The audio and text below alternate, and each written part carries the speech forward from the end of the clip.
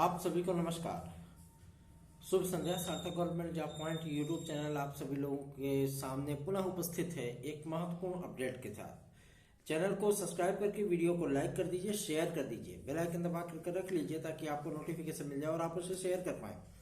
आज शिक्षा निदेशक स्तर पे एलटी ग्रेड और जीआईसी प्रवक्ता के लिए एक महत्वपूर्ण मीटिंग चल रही है और कल की तारीख में लोक सेवा आयोग में मीटिंग होगी। कल परीक्षा नियंत्रक की नियुक्ति भी हो जानी है पुनः से एक बार लोक सेवा आयोग में। उसके बाद आप सभी लोगों की कार्यप्रणाली चल निकलेगी। आज की तारीख में टीजीटी और माध्यमिक शिक्षा सेवा अधिनियम 2023 की जो नियमावली बनाई गई है उसके संबंध में आज एक उच्च स्तरीय मीटिंग का आयोजन किया गया है और इसकी अध्यक्षता शिक्षा निदेशक महोदय कर रहे हैं, जिसमें स्कूली शिक्षा महानिदेशक, आपके माध्यमिक शिक्षा सचिव, अपर सचिव राजकीय, ये तमाम अधिकारीगण मौजूद हैं। और आज की तारीख में ही आपके टीजीटी पीजीटी आदि की नियमावली को अंतिम स्वीकृति प्रदान कर दी जाएगी, क्योंकि जो अपडेटेड नियमावली थी उसे अधिकारियों के द्वारा मान्यता मिलने के बाद, अपडेट करने के बाद, अब उस पर लास्ट जो आपकी हियरिंग आप कह सकते हो, ठीक है ना, लास्ट जो फाइनल टच है वो आज अधिकारियों के माध्यम से दिया जा रहा है। और इन सारी प्रक्रियाओं को गुजारने के उपरांत आपको मैं बता देना चाहता हूं, शासन तुरंत ही निर्देश जारी कर देगा कि आप एलटी ग्रेड और जीआईसी प्रवक्ता का विज्ञापन जारी कर दीजिए, क्योंकि स्कूली शिक्षा महानिदेशक महोदय ने जो अहर्ता का पत्र जारी किया है उसमें आप सभी लोगों में बता दूं 133 नए डिग्रीज आप सभी लोगों को स्नातक लेवल पे, ठीक है, और 67 डिग्रीज आप सभी लोगों को परास्नातक लेवल पे ये देखने के लिए मिलने वाली है टीजीटी पीजीटी में भी और एलटी और जीआईसी में, ठीक है। सेम टू सेम आपकी एलिजिबिलिटी, कला की जो एलिजिबिलिटी वहां पर रहती थी वही सेम एलिजिबिलिटी यहाँ पे हो गई है और कंप्यूटर साइंस की एलिजिबिलिटी में तब्दीलियां हुई हैं, ठीक है ना, क्योंकि अब अर्धशासकीय सहायता प्राप्त विद्यालयों में भी आपको कंप्यूटर साइंस जैसा एक महत्वपूर्ण विषय वो देखने के लिए मिलेगा और इसके लिए अध्याचन भी आ चुके हैं 791 पदों के। अब आप सोच रहे होंगे कि भैया ये बताइए 4,500 से अधिक विद्यालय है, ससुरवा पद है, केवल 791 ऐसा क्यों? तो देखिए ये ऐच्छिक है, ठीक है ना, जरूरी नहीं कि कंपलसरी सब्जेक्ट नहीं है। अब हिंदी है तो हिंदी हर जगह रहेगी, ठीक है, गणित है तो गणित हर जगह रहेगी, लेकिन जो आप सभी लोगों की नई शिक्षा नीति में 2 शास्त्रीय भाषाएं अनिवार्य की गई तो हिंदी संस्कृत हर जगह हर विद्यालय में मिलेगा आपको। लेकिन कंप्यूटर एक ऐच्छिक विषय है, कंप्यूटर साइंस एक ऐच्छिक विषय है, इसमें किसी प्रकार का कोई भी मगोचरबाजी नहीं हो सकता, ठीक है। कुछ मैनेजमेंट अपने यहाँ इसको फॉलो अप करना चाहते हैं कि चलिए कंटिन्यू करते हैं, हम इसको पढ़वाएंगे, आप हमारे यहाँ अध्यापकों की भर्ती करिए, ठीक है।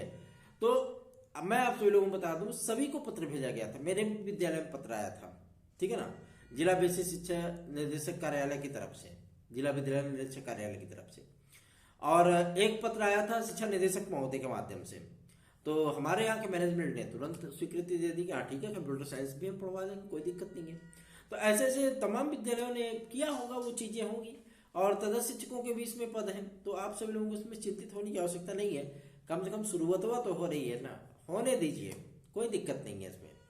और मैं आप सभी लोगों को बता दूं, एलटी ग्रेड और जीआईसी प्रवक्ता के लिए आज मैं थोड़ी सी नकारात्मक बात किया हूं और इस संबंध में बहुत सारे विद्यार्थियों के मैसेजेस के बाढ़ आ गए एकदम कि भैया शिक्षा सेवाचयन आयोग जा रहा है क्या, एलटी जीआईसी शिक्षा सेवाचयन आयोग। मैं आप सभी लोगों को बता दूं, शिक्षा सेवाचयन आयोग का भविष्य भी आप सभी लोगों को 12 मार्च के पहले देखने के लिए मिल जाएगा और पहली मीटिंग में ही आपका असिस्टेंट प्रोफेसर और टीजीटी पीजीटी क्लियर कर दी जाएगी, यूपीटीईटी का विज्ञापन जारी हो जाएगा। इतना 3 काम आपका शिक्षा सेवाचयन आयोग के माध्यम से होना है लोकसभा चुनाव की अधिसूचना के पहले।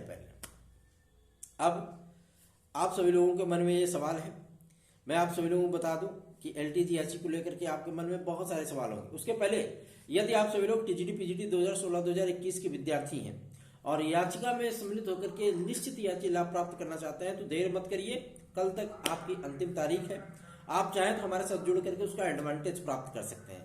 बेहतरीन एडवांटेज आप सभी लोगों को अवेलेबल है। 97 इस व्हाट्सएप नंबर पर हमसे संपर्क करिए और फटाफट हमारी याचिका से जुड़ जाइए एक बेहतरीन एडवांटेज के लिए, ठीक है। और मैं आप सभी लोगों को बताना चाहता हूं 72,825 के संबंध में भी आप सभी लोगों को काउंसलिंग देखने के लिए मिलेगी 6800 पदों पर। बेसिक शिक्षा अधिकारियों के माध्यम से जो प्रपोजल शासन को भेजा गया था, मैं आप सभी लोगों को बता दूं विचारणीय हेतु बेसिक बेसिक शिक्षा मंत्री महोदय ने, राज्य मंत्री महोदय ने इसको जो है स्वीकार कर लिया है। मतलब आप सभी लोगों का चारों तरफ से बल्ले बल्ले है, ठीक है। इसमें बहुत से हमारे यात्रीगण भाई बंधु भी है, सबका कल्याण होना है, ठीक है ना। हो सकता है उसका माध्यम हम ही बन जाए, अगर हम बन जाते तो हमें और भी खुशी होगी कि भैया चलो किसी का तो भला हुआ।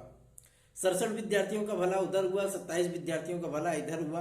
अगर और भी विद्यार्थी हमसे जुड़ करके अपना भला करा लेते हैं, अगर हम उनका माध्यम बन जाते हैं, तो जाहिर सी बात है उससे ज्यादा उनको नौकरी मिलेगी, जाहिर सी बात है उनको खुशी होगी। लेकिन उनसे थोड़ी सी, मतलब कह सकते हैं कि थोड़ी कमी, अगर थोड़ी ज्यादा ही समझ लीजिए, तो वो खुशी हमें भी हो जाती है कि चलो भाई किसी के माध्यम से किसी का कार्य संपन्न हुआ, ठीक है ना। अब बात करते हैं आपके एलटी और जीआईसी को लेकर के। तो मैं आप सभी लोगों को बता दूं, एलटी जीआईसी में जो अर्हता का लेटर आया है, इस अर्हता के पत्र पे चर्चा परिचर्चा आज की तारीख में हो रहा है। बहुत अच्छी खासी गहमागामी हो रही है कि इन डिग्रियों को कहां कहां वैलिड किया जाए, ठीक है ना। क्योंकि टीजीटी का भी प्रारूप बदल जाएगा। टीजीटी का प्रारूप ऑलरेडी बदल ही चुका है, जीएस का पैटर्न आ गया उसमें, ठीक है। और नेगेटिव मार्किंग वहां से हटा दिया गया, यहाँ से भी, पहले भी यहाँ नेगेटिव मार्किंग नहीं था, वहां पे भी था, तो उसको भी हटा दिया गया, ठीक है ना। ये सारे परिवर्तन आप सभी लोगों के हो गए। बात करते हैं एसएसटी को लेकर के, तो सामाजिक विज्ञान एक ऐसा क्रिटिकल सब्जेक्ट मैं मानता हूं उसको।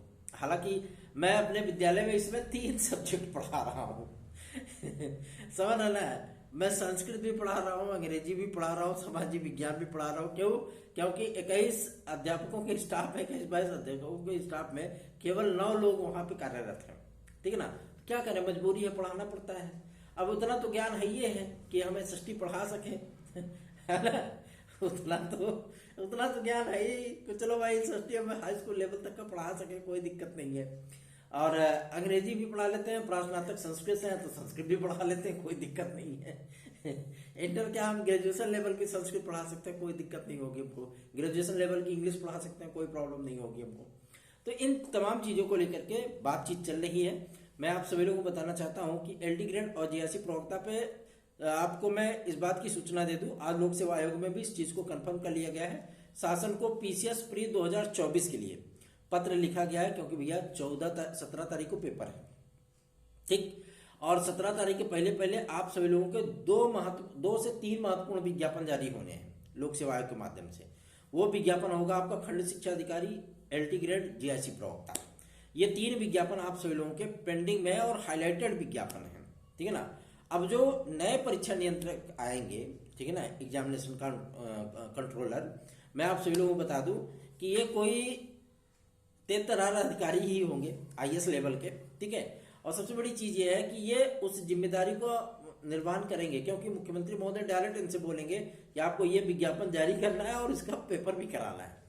पीसीएस प्री 2024 एक बहुत बड़ी चुनौती इसमें लोक सेवा आयोग के लिए। अधिकारी भी इस बात को एक्सेप्ट करते हैं, ठीक है ना। अधिकारियों को जवाब देते नहीं बन रहा, भैया 41 करोड़ रुपया डूब गया जो है गवर्नमेंट का।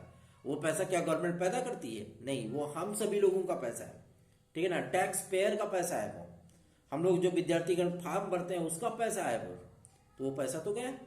अब विद्यार्थी दोबारा तो फॉर्म भरेंगे नहीं, दोबारा तो फीस देंगे नहीं।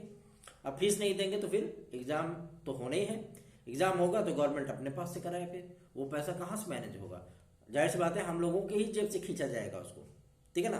तो इन सारी चीजों पर जवाबदेही बन रही है, पहला। दूसरा ये एलटी ग्रेड जीआईसी प्रवक्ता के लिए आज उन्होंने स्पष्ट कर दिया है कि एलटी ग्रेड जीआईसी प्रवक्ता का विज्ञापन लोक सेवा आयोग ही जारी करेगा, ठीक है ना। इस बार की एलटी ग्रेड जीआईसी हम ही कराएंगे, अगले बार का भगवान जाने कौन कराएगा, ठीक है। लेकिन उन्होंने इस बात को भी स्पष्ट कर दिया है कि अर्हता का लेटर अभी तक हमें प्राप्त नहीं हुआ है। निर्देशक स्तर पे आ चुका है, वो अलग चीज है, लेकिन अभी तक हमें वो लेटर रिसीव नहीं हुआ है, ठीक है। और नियमावली जो अपडेट की गई, क्योंकि अपडेटेड नियमावली हमको चाहिए, जो माध्यमिक शिक्षा सेवा अधिनियम 2023 बना है उसमें जो अपडेशन रखा गया है, हमें भी जानकारी है कि चलो ठीक है 133 डिग्री स्नातक लेवल पे लाए हैं और 67 डिग्रियां आप सभी लोगों की वो प्रस्नातक लेवल पे आए हैं, ठीक है, अच्छी बात है। ये सारी चीजें आपकी कंफर्म हो गई। लेकिन इन सारी चीजों को हमको भैया मौखिक तौर पे नहीं, हमको लिखित तौर पे चाहिए, शासन के माध्यम से, या उसके लिए जो जिम्मेदार व्यक्ति हो उसके माध्यम से हमको लिखित तौर पे चाहिए, ताकि आप उसको आधार बना करके विज्ञापन जारी कर सकें और कोई चू चपड़ ना कर पाए। एसएसटी की बात कर ले तो इसमें 4 खंड होते हैं, आप सभी लोगों को पता होगा। अर्थशास्त्र, इतिहास, नागरिक शास्त्र और भूगोल, ये 4 खंड आते हैं। अब नई शिक्षा नीति आ गई तो सब्जेक्ट कम्बिनेशन का मुद्दा गौड़ हो गया। भैया फिजिक्स पढ़ने वाला इतिहास भी पढ़ सकता है, गणित पढ़ने वाला जीव विज्ञान भी पढ़ सकता है ना, और कला सीखने वाला भूगोल भी पढ़ सकता है, कोई दिक्कत नहीं, जो जिसकी जो मर्जी है वो पढ़ते रहो। इंटर में 5 विषय होते तब 6 विषय होंगे। तो ऐसी परिस्थितियों में सब्जेक्ट कॉम्बिनेशन तो गया। अब मुद्दा ये फंसता है, जो आप हमारे पूर्वांचल के जो हमारे भाई बहन हैं, जैसे मतलब आपके गाजीपुर के हो गए, बनारस के हो गए, संत रविदास नगर भदोही के हो गए, ठीक है ना, गोरखपुर के हो गए, इधर पूर्वांचल साइड की जितने भी यूनिवर्सिटीज हैं, अधिकतर विद्यार्थी मैंने उनका सारा आंकड़ा इकट्ठा किया है। हालांकि वो भले ही चैनल को सपोर्ट नहीं करते, कोई बात नहीं, लेकिन मैंने उनका आंकड़ा एकत्रित किया है पूरे ऑल ओवर। अगर मैं उत्तर प्रदेश की बात करूं, ठीक है ना, तो लगभग 2,45,000 से अधिक विद्यार्थी, ठीक, स्नातक ऐसे विषयों से हैं जिनका सब्जेक्ट कॉम्बिनेशन में नहीं बन पाता है? मतलब वो बीएड बेचारे करके मान लीजिए कोई सोशियोलॉजी से, कोई एजुकेशन से स्नातक, तो सब्जेक्ट कॉम्बिनेशन ही नहीं बन पाता, बेचारे वो जाए कहाँ पे। ये परिस्थितियां आदरणीय माध्यमिक शिक्षा मंत्री महोदय के सम्मुख रखा गया। इस पर उन्होंने डायरेक्ट मुख्यमंत्री महोदय से बात की इस संबंध में, और उन्होंने इस चीज को क्लियर किया कि जो माध्यमिक शिक्षा सेवा नियम बन रहा है और जो नियमावली बन रही है उसमें इनको अपडेट कर दिया जाएगा, कोई दिक्कत नहीं है, विद्यार्थी भी आवेदन करें, ठीक है ना। तो अब मुद्दा ये फंसता है कि आखिर इसको वैलिडिटी कहाँ दी जाए। तो वैलिडिटी देने के लिए भाई यूपी बोर्ड भी जिम्मेदार पड़ेगा उसका। क्यों? क्योंकि खंड तो वही बनाएगा, सिलेबस तो वही सेट करेगा, पेपर तो वही कराएगा एग्जाम का, और जो है मूल्यांकन करा करके विद्यार्थियों को रिजल्ट भी देगा वही। हाई स्कूल इंटर लेवल पे तो विद्यार्थी को पढ़ाने जाएंगे ना अध्यापक, तो मुखिया कौन? यूपी बोर्ड ने क्लियर कर दिया कि ठीक है, अगर आप एसएसटी में परिवर्तन करना चाहते हो कोई दिक्कत नहीं है, कर लीजिए। तो अब ये तो सब्जेक्ट कॉम्बिनेशन का मुद्दा नहीं गया, तो एजुकेशन एसएसटी वाले भी आएंगे इसमें, एजुकेशन और सोशियोलॉजी वाले, उसमें कोई दो नहीं। अब हम सभी लोगों का प्राइम टारगेट ये है कि आप लोगों को पहले 4 खंड मिलता था, अब 6 मिल जाए तो ज्यादा बेहतर है, ताकि जो 2,45,000 विद्यार्थी त्रिशंकु की तरह लटके पड़े थे उनका भी कल्याण हो जाए।